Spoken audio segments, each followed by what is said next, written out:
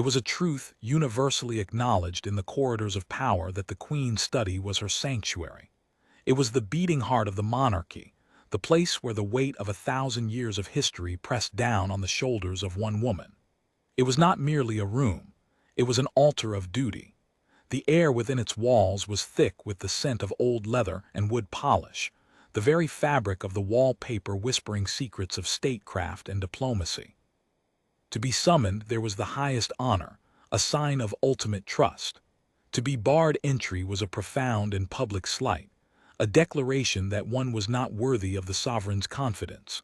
So, on that crisp autumn afternoon, when the Duchess of Cornwall, Camilla, walked with a purposeful stride towards the guarded door, she anticipated the familiar, quiet click of the lock being turned in her favor. She had, after all, been a fixture at the Prince of Wales's side for decades, and for the last several years, the King's wife. The threshold of the study had become as familiar to her as her own drawing room. But as she approached, a figure detached itself from the shadows. It was not the usual footman or a senior equerry, but a palace guard, a man of such anonymity that he seemed to be a permanent part of the woodwork. He was a man whose face was as stoic as the stone lions that guarded the gates, a man who had seen everything and reacted to nothing.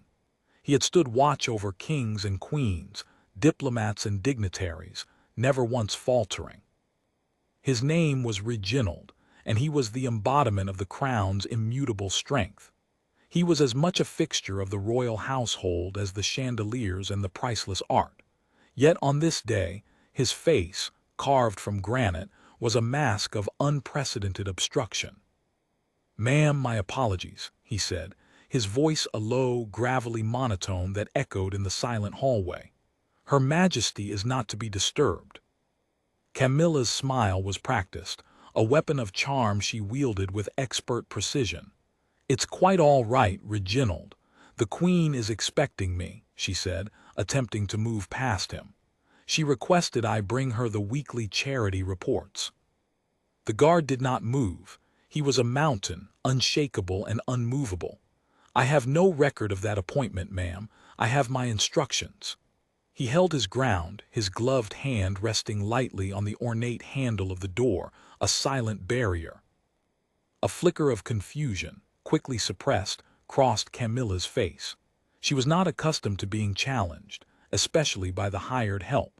Her role demanded that she be the consummate insider, the one who was always in the know. To be rebuffed was a jarring disruption to the carefully constructed reality of her life.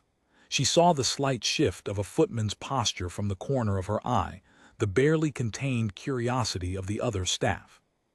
This was not just a private moment. It was a performance in front of an audience that would never forget what they saw. The intrigue was palpable, a wave of whispers threatening to break the silence. "Reginald, there must be some mistake," she pressed, her voice dropping to a slightly more forceful tone laced with the authority she now possessed. "You are to let me in." It was a command, not a request. The weight of her title, the Duchess of Cornwall, a role she had fought for and earned, was now her only weapon. But Reginald's eyes, the color of winter slate, held her gaze unwavering. "My instructions," he repeated slowly, deliberately, each word a heavy stone dropped into a still pond, "are from the Queen herself. No one is to enter." He paused, letting the silence stretch, making it clear this was not a negotiation. "No one," he emphasized. The words hung in the air, a shocking and absolute denial. In that moment, the truth hit Camilla with the force of a physical blow. She was not simply being kept out of a room. She was being kept out of the inner circle. The very fabric of her identity, her legitimacy within the monarchy, was being publicly questioned and denied. The sanctuary was closed to her, and the man guarding it was the immovable rock upon which her carefully constructed confidence was about to shatter. The moment was frozen, a tableau of power, protocol, and a terrifyingly personal rejection, the scandalous potential of it shimmering in the air like a heat haze. The silence that followed Reginald's final pronouncement was heavier than any sound. It was a vacuum that sucked all the air from the grand hallway.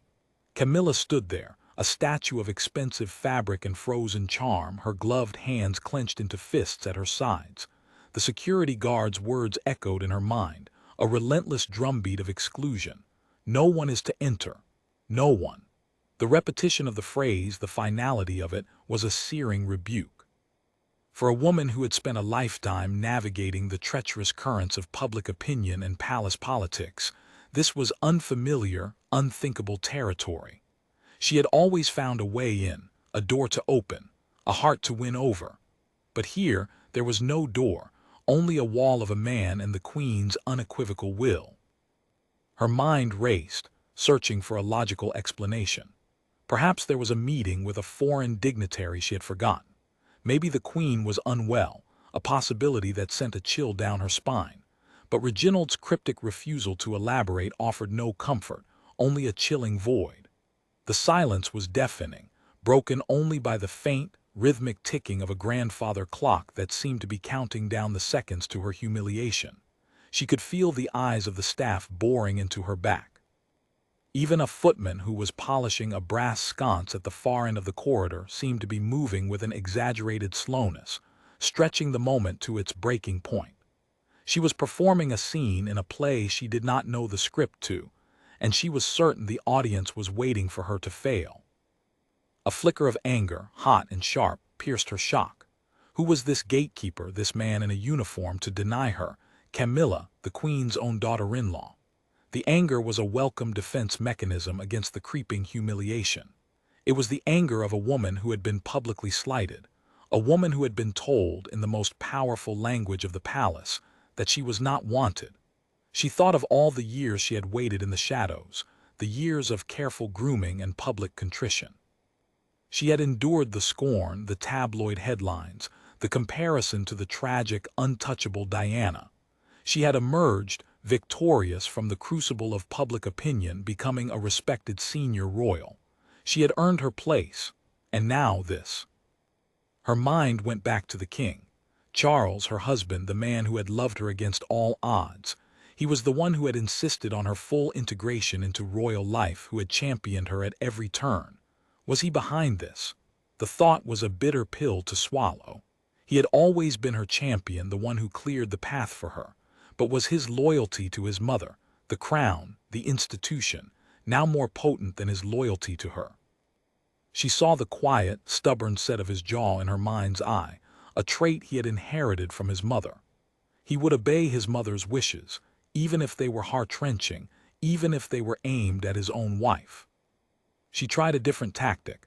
She gestured for Reginald to step closer, lowering her voice to a conspiratorial murmur.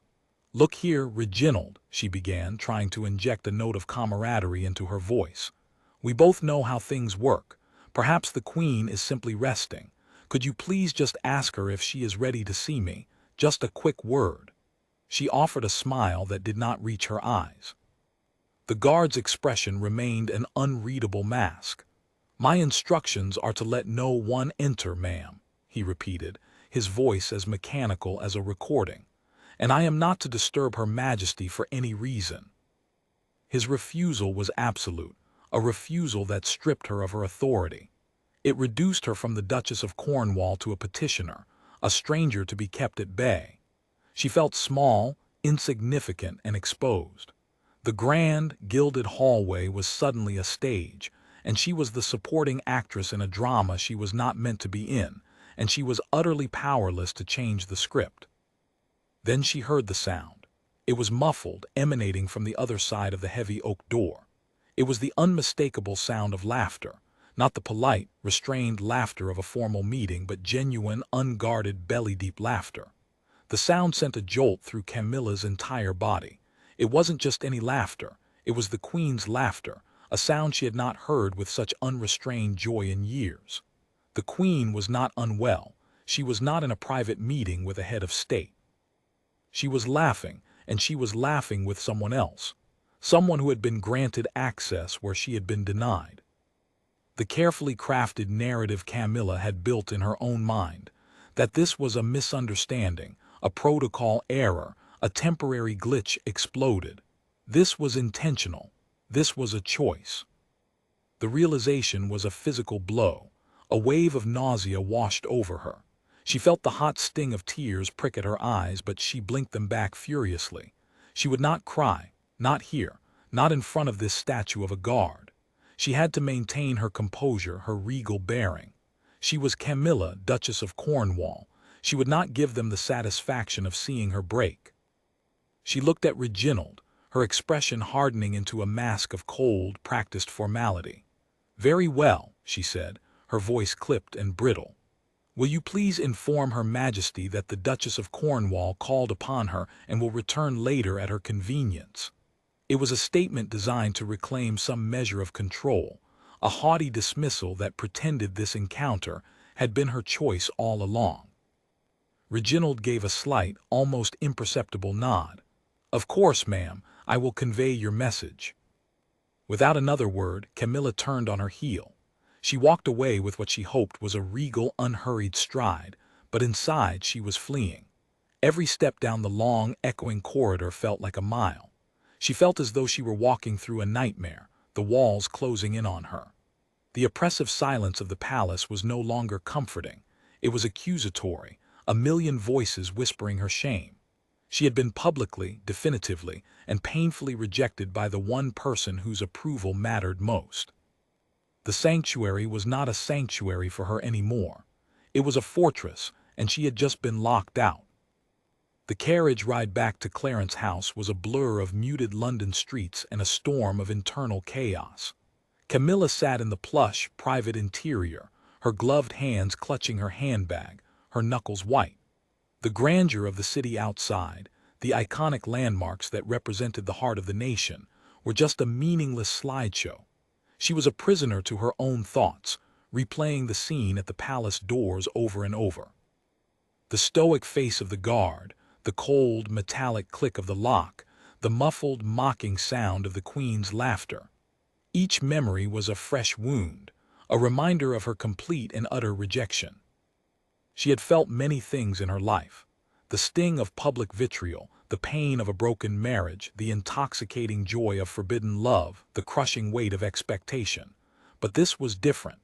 This was an official, institutionalized snub. It was the Queen, the sovereign, the living embodiment of the nation's history, sending a message as clear as a royal proclamation. You are not family. The irony was not lost on her. She had spent decades trying to prove herself worthy of the royal family, of the country's acceptance. And now, just when she believed she had succeeded, she was being so brutally put in her place. She was the eternal outsider, forever circling the inner sanctum but never truly allowed inside. When she finally arrived at Clarence House, she was met by the familiar, quiet efficiency of her staff. They knew something was wrong.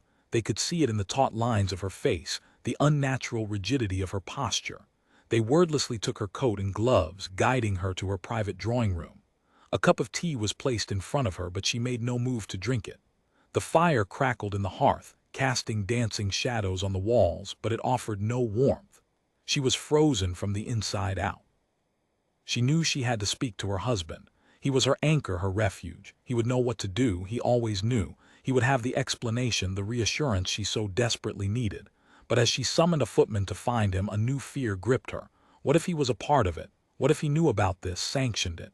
The thought was so terrifying that she quickly dismissed it. No, Charles loved her. He had sacrificed everything for her. He wouldn't do this to her. He couldn't. When the king finally entered the room, he looked tired. His face was etched with the familiar lines of worry and the weight of his crown. He came to her, his steps slow and deliberate, and sat on the arm of her chair. He took her cold, trembling hand in his own. "Camilla," he said softly, his voice full of weary affection. "Reginald told me what happened. I'm so sorry, my love." She looked at him, searching his eyes for answers. "Then tell me, Charles, why did she do it?" Her voice was a raw whisper, stripped of all the royal polish. I thought we were past all of this. I thought she had accepted me. We were getting along so well." Charles sighed, a long, heavy breath that seemed to carry the weight of the world. He was silent for a long moment, his gaze fixed on the flames in the fireplace. "It's complicated, Camilla, more than you know." "Explain it to me," she begged, her voice cracking. Please, I can't go on like this, living in the shadows, always being reminded that I'm not truly wanted. He looked at her, his eyes filled with a deep and ancient pain. It's not about you, Camilla. It's about William. It's about the future. William, she repeated, her brow furrowing in confusion. What does William have to do with any of this? The boy adores me and I adore him. We have a wonderful relationship. Yes, you do, Charles conceded, and that is precisely the problem. William is the future of the monarchy, Camilla. He will be king one day, and he is fiercely protective of his mother's legacy. The name hung in the air between them, a ghost that had haunted their lives. Diana, the incomparable, the people's princess, the mother of the future king. Camilla felt the familiar cold shiver of inadequacy crawl up her spine. She was not just competing with a woman, she was competing with a memory, a myth, a martyr. William, Charles continued, his voice strained, has been having private conversations with his grandmother. He has been making it clear that while he respects you, he cannot, will not, allow you to have access to the Queen's private study. He sees it as a sacred space, a place where the crown's most important secrets are handled. He doesn't want you involved in those matters, Camilla. He thinks it's an insult to his mother's memory. The revelation hit Camilla like a tidal wave. She was not being rejected by the Queen out of some lingering dislike. She was being used as a pawn in a dynastic struggle. She was a threat. To William, she was a threat to his mother's legacy. To the Queen, she was a threat to the unity of the family. The Queen, ever the pragmatist, was protecting the monarchy's future, and that future was William. She was protecting his interests, his feelings, his vision for his mother's memory. The laughter she had heard wasn't just the Queen being happy. It was the Queen laughing with her grandson, her successor, excluding the woman who was seen as the symbol of the family's most painful chapter. "And what about you?" Camilla asked, her voice a small, wounded sound. "What do you think, Charles? Do you think I'm an insult to her memory?" Charles reached out and cupped her face in his hands. "No, my darling," he said fiercely, his eyes wet. "You are the love of my life. I have never loved anyone the way I love you, but I am also the king. I have to think of the crown, of the legacy I will leave behind. I have to navigate this. It was a sign, Camilla, a message from my mother to me. She was showing me the limits of what is possible. She is William's queen, too." Camilla saw the conflict in his eyes, the impossible choice he was forced to make between his love for her and his duty to his son and the institution. She saw the struggle, the deep-seated pain that came from being the man in the middle, the king who loved a woman who was forever vilified, and the father who could not bear to see his son in pain. She saw, for the first time, the utter loneliness of his position.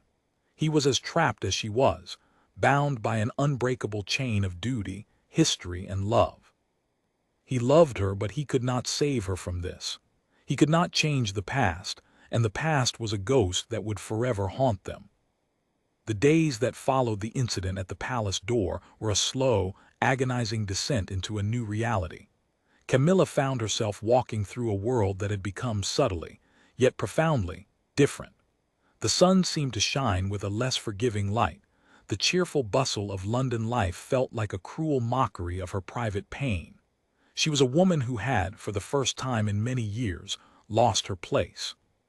The secure, established role she had carved out for herself within the royal household had been shattered in a single, stunning moment. The guards at the palace, who once greeted her with a respectful nod, now seemed to look through her. Their faces a carefully constructed wall of professional neutrality.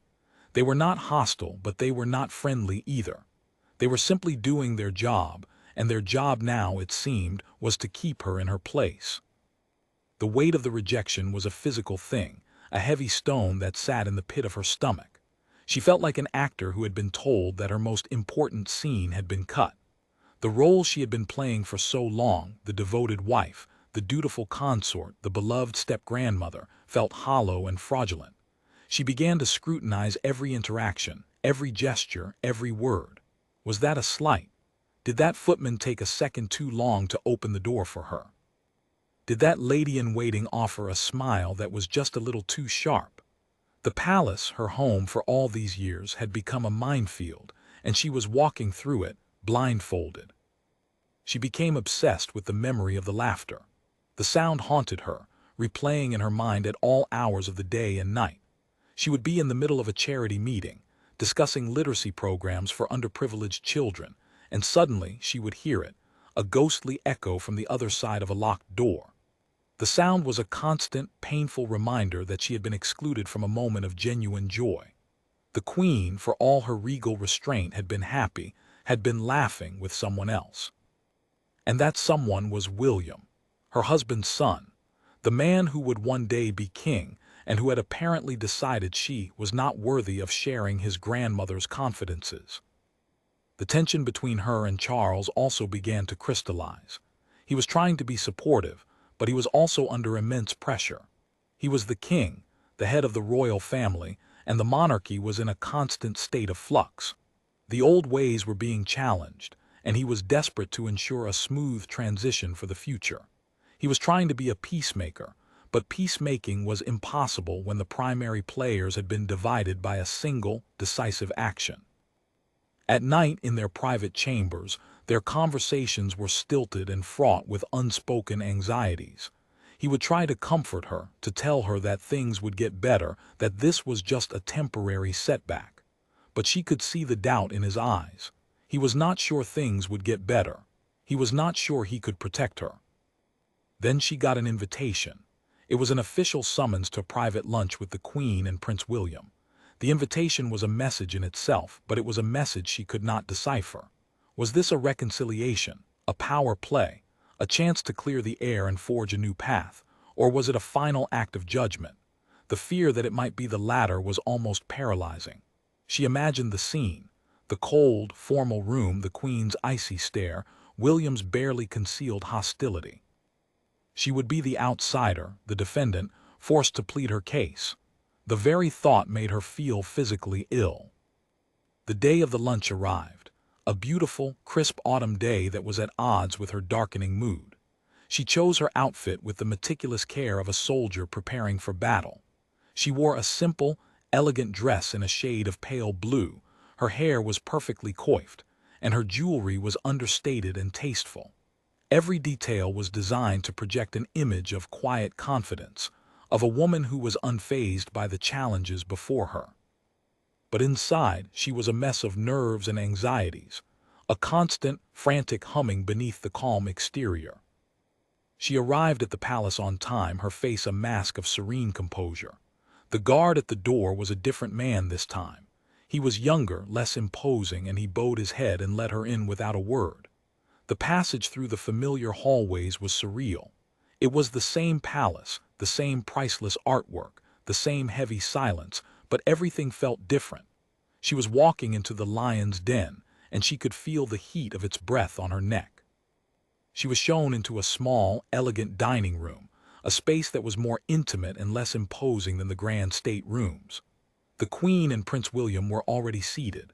The Queen was, as always, impeccably dressed, her posture perfect, her expression a familiar, unreadable mask. Prince William was beside her, looking handsome and stern in a dark suit. He smiled as Camilla entered, a polite, distant smile that did not reach his eyes.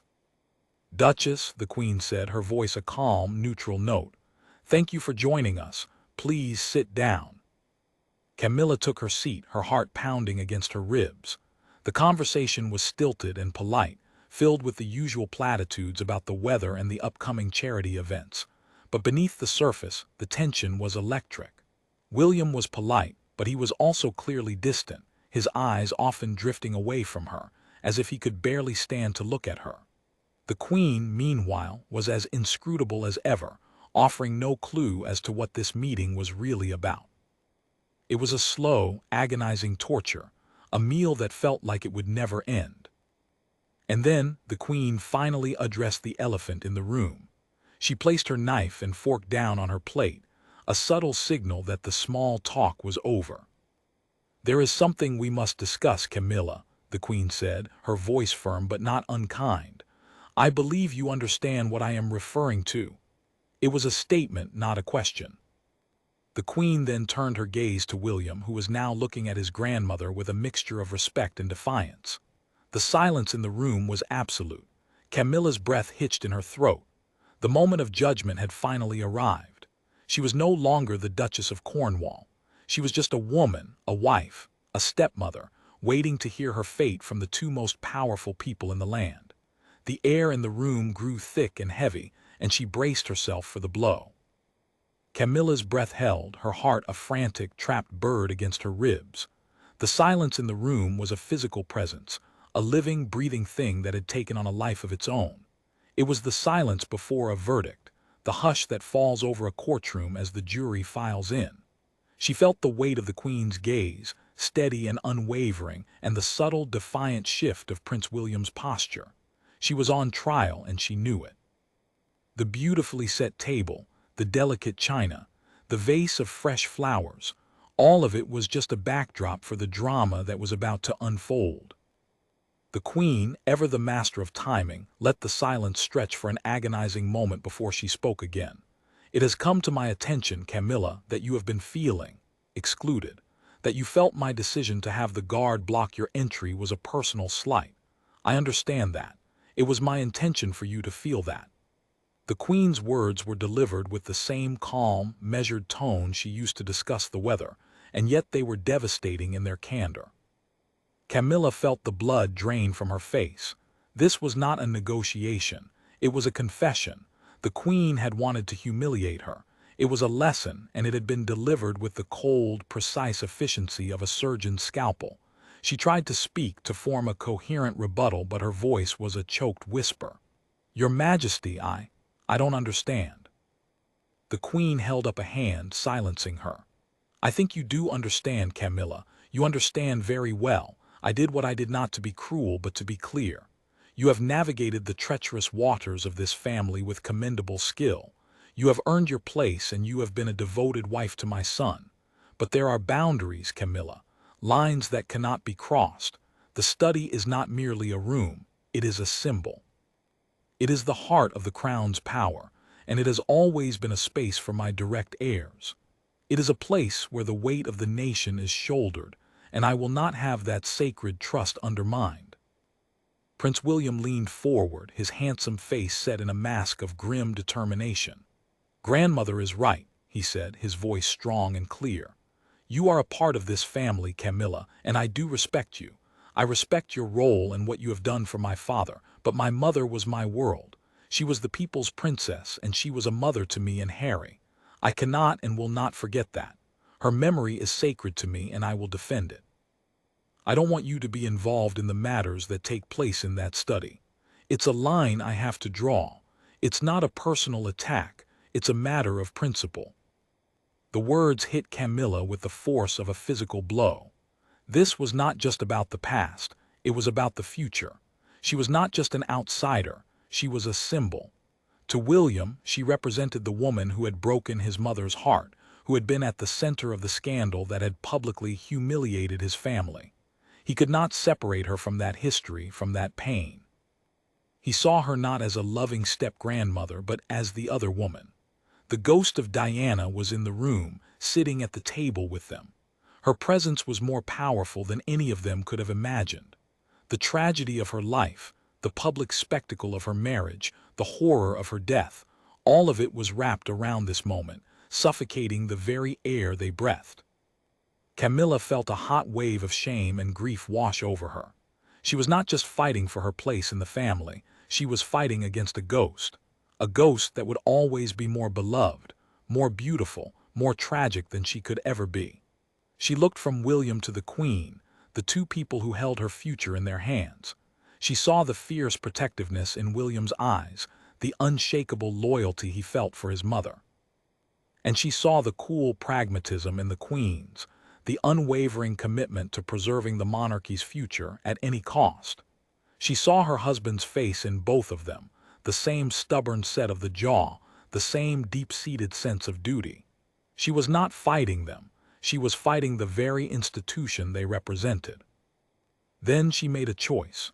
It was a choice born of a lifetime of fighting, a lifetime of humiliation, and a lifetime of love. She pushed back her chair, the legs scraping against the polished wooden floor. She stood up, her hands trembling slightly, but her voice was clear and steady. "Your Majesty," she said, her eyes locking onto the Queen's. "I understand the boundaries, I understand the history, and I understand that I can never undo the past." She turned to William. "And I understand that for you I will forever be associated with your mother's pain. I am truly sorry for that. I did not cause her pain, but I recognize that my very existence has been a source of it." She paused, and a single, hot tear escaped and trailed down her cheek. "I have spent my entire adult life being judged by the world, by the press, by you," she said, her gaze sweeping from the Queen to William. "And I have endured it not for myself, but for the man I love, for Charles." She took a deep, shuddering breath. "I do not want to be a source of division in this family. I do not want to be a symbol of anything other than my love for my husband and my family. I have come to the realization that I don't need to be in the heart of the crown's power to be a part of this family. I don't need to be in the study to be a good wife, a good stepmother, a good queen consort. My duty is not in that room.